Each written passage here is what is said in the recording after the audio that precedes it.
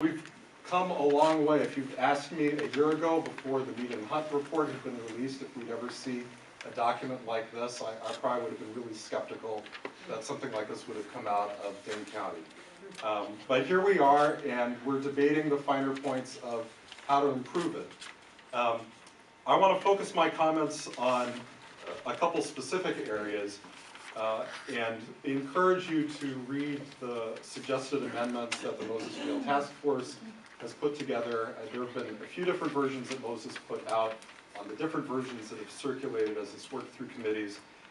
A lot of what's in this latest version that Ann Fuller mentioned earlier is simply going to reflect things that you may have seen in previous versions that have already been published by Moses to the public. I just want to emphasize, I guess, the importance of putting things in writing. And I will give credit to a couple amazing things in here.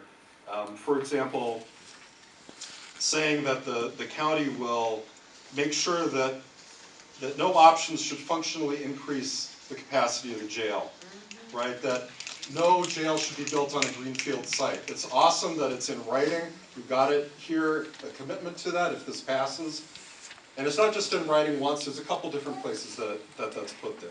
There's some other things I'd like to see in writing, and I'm just going to focus on a couple of those things. I know that the issue of young people in the adult jail is something that's a concern to many, but especially to some of the supervisors here on this committee.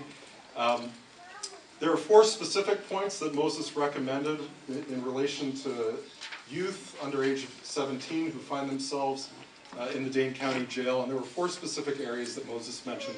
I want to thank you for including one of those concerns in this current draft, but I'd love to see the other 3 concerns, and I'm going to speak about them a little bit. The one concern that did make it in writing, it's near line 138. The version I have includes some of the insertions that Ann mentioned, so it may not be totally accurate. But the part about making sure that as we consider implementing how Prison Rape Elimination Act will affect young people who end up in the adult jail, making sure that whatever strategies are implemented work to ensure that we don't end up creating de facto solitary confinement conditions, that we're conscious of that. You know, if there end up being very few young people, you know, that there are strategies to address that. And so this suggestion is something that had come from Moses as well as other community groups, and I thank you for including it. There were 3 other points, though, in our suggestions related to it.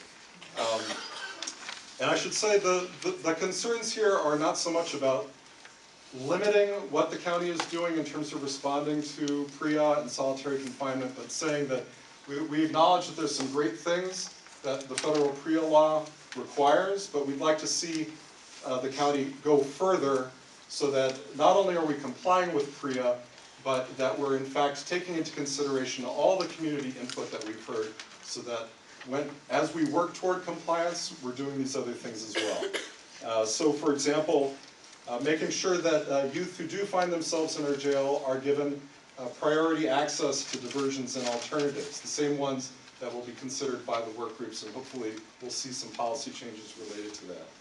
A lot of concerns that you've heard tonight regarding the stats that Mead Hunt used in order to do the jail planning in their report.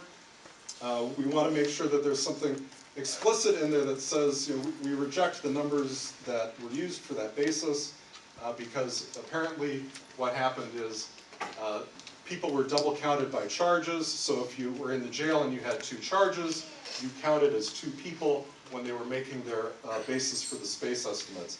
We want to make sure that those are re-examined so that we have some accurate information about how many young people are we actually expecting to have in the jail on a typical basis.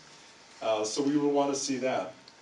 I echo the concerns of many people who spoke before about making sure that we're only housing people, young people in our jail from Dane County, and we're not creating surplus space in order to make revenue off of bringing young people from other counties.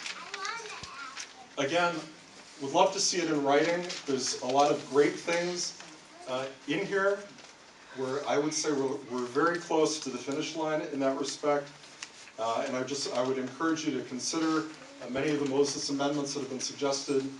Please consider much of the other comments that you've heard from members of Young Gifted and Black Coalition and other community organizations who've spoken tonight and on many other occasions, and hoping to see many of those recommendations in writing before this gets to the full county board.